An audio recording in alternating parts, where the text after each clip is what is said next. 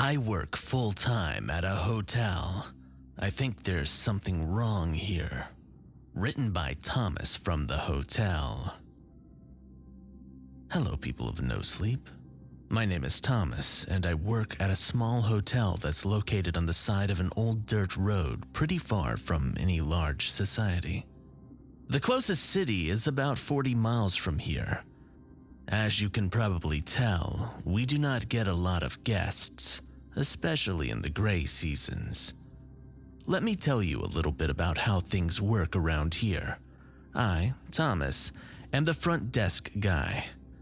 I greet the new residents and I show them to their rooms and, of course, help them with their luggage.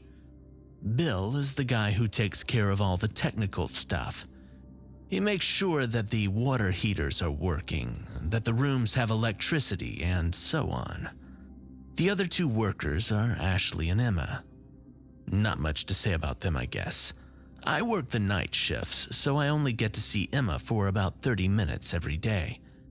That is, if she actually shows up to work on time, which doesn't happen often. Ashley takes care of the rooms and washes all the sheets. There is one thing that does seem weird about her. She has a doctor's degree, but for some reason, she works here. And actually, has been here the longest. I'm guessing you would be interested in hearing more about the hotel itself.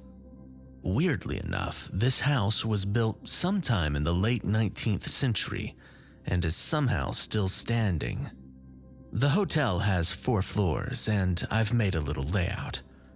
Floors 1 and 2 are guest rooms. There are 6 rooms on each floor, so that makes 12 rooms for guests to stay in. Not that we would ever be filled.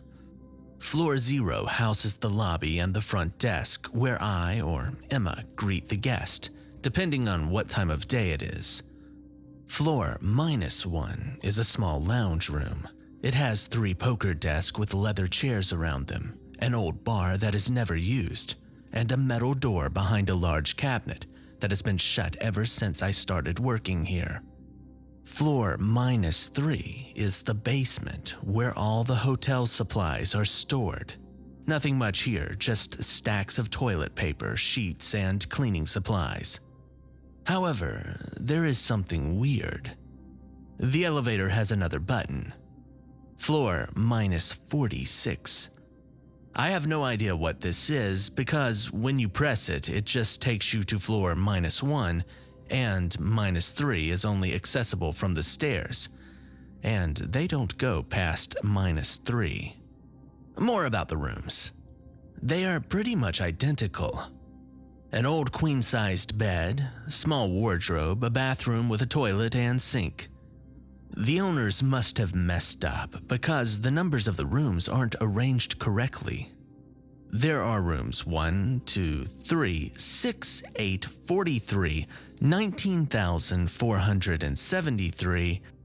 Room, yes, a room's number on the second floor is in fact room. Then there's A1, B2, and 2 other rooms that do not have any numbers. You may be wondering, what's so weird about this place? I guess all I've told you before is just a bad design. But I am almost entirely sure that I have seen stuff in this hotel that should not be possible. For example, inside the lounge, if you sit there long enough, you will notice someone sitting next to you, a man reading a newspaper. He will turn to you and ask you a question. What do you desire and what do you fear? I personally have never seen him, but Bill has talked to him. Maybe I'll ask him to tell you about it sometime in the future. This man has caused some, incidents. There was a family of 3 staying here for a night. Since their car broke down and help would not arrive until morning. I remembered that I was late into my shift, maybe it was around 2:30 a.m. I hear a door creak on the floor above me and then footsteps descending down the stairs to the lobby. It's the father, and I politely greet him, and he says he's going for a smoke in the lounge. He takes the stairs. I think nothing of it and keep reading my book while sometimes glancing at the stairs, waiting for him to come back. It's been almost 30 minutes, then 1 hour, then 2, then 4. I stand up and walk down to take a look since nobody smokes for that long. As I descended the stairs, the stench hits me. Not cigarettes, but like something is rotting down there. I enter the lounge and nothing. All the lights are on, but there's nobody down there. Yet the smell is so overpowering that I almost threw up. I put my shirt over my nose and walked up to one of the tables. I notice a cigarette half burnt on one of the chairs. Next to the cigarette are 2 fingers and an ear.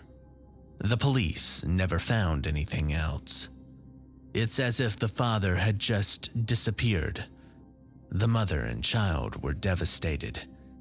They searched the hotel up and down and found no trace that the father was ever even there, only the body parts.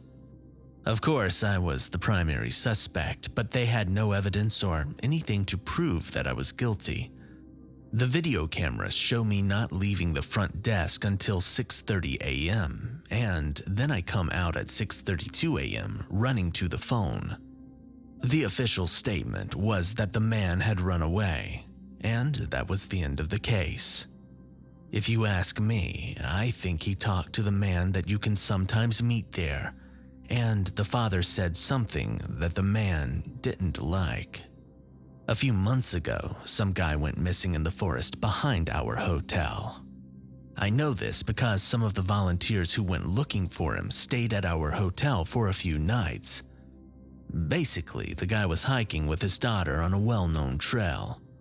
The trail was far from the hotel, but I knew there was a set of trails somewhere out in the woods next to a park. Anyway, back to the point. The little girl is walking. Her father is behind her. The daughter stops for a few seconds to examine a plant. After she turns back to call her dad over to show him the plant, she sees that her father is up in a tree with only his legs visible. She screams at him to come down, but he doesn't respond. Then the little girl hears rustling behind her. She turns around and sees... Well, she said she saw a guy standing behind a tree, but that he was very long. Very long, like his body was all wrong. She said that it made her feel uneasy that he just stood there with his big eyes and a weird look on his face, his arms reaching down to his ankles. When she turned around again, her father was gone, so the little girl just ran back to the start of the trail until a park ranger found her and reported the incident. They couldn't find the guy for months. I'll tell you what I know. Where the woods end, small hills start. Then those hills grow into mountains, and behind those mountains, there are more than 400 miles of unexplored wilderness. Anyway, the guy was found after 3 months, almost 25 miles from where he had gone missing. He was found in a small cave with a broken leg, alive. The weird thing was that when the doctors asked him what had happened, he only looked confused. The man said he had only been gone for 2 days. He said that he was doing fine until he fell and broke his leg. And let me say that this guy was found almost 25 miles from the trail, and nobody had any idea how he had survived for three effing months. He ended up being alright, so I guess that's all that matters. Now, this next one is a story that Ashley told me. When she just started working here, she had been feeling very uneasy. She said that there was a feeling that something was watching her, hiding in the shadows or peeking around corners, but never coming enough into view to see. It was worth mentioning that she was taking some medication to help her anxiety, so for all I know, this could have been a side effect. One day, Ashley had gone to the bathroom to do her business, so she closed the stall door and sat down on the toilet. When she was finished and was about to get up, she heard a faint sound coming from the stall next to her. Thinking that it was a guest, she got up and reached for the lock on the doors, but something stopped her. The lights flickered. Silently cursing, she reached into her pocket to grab her phone, but it wasn't there. Weird. She always had her phone on her. In an instant, the toilet door swung open, and from the mirror above the sink, she could see a silhouette of a man. She stood there frozen. The figure then took one giant step closer, and it was right in front of Ashley. She said the man had no face, yet somehow she knew that he was smiling. She stumbled and hit her head against the toilet and passed out. Once she woke up, the bathroom was back to normal, so she got up and ran through the door. Her coworker Jacob stood at the front desk, a look of disbelief on his face. He quickly started walking up to her and asked her where she had been for so long. This confused Ashley, so she asked him how long she was in the bathroom. The answer was rather bizarre. Ashley had been on a missing persons report for 3 weeks. The cameras of the lobby showed her walking out backwards through the front door. She was all right in the end, and the police were kind of left scratching their heads.